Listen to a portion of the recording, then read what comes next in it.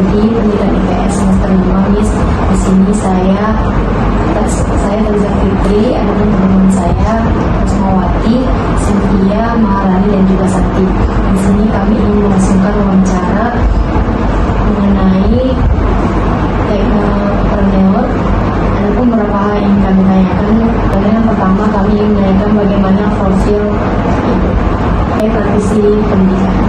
Oke, Assalamualaikum warahmatullahi wabarakatuh.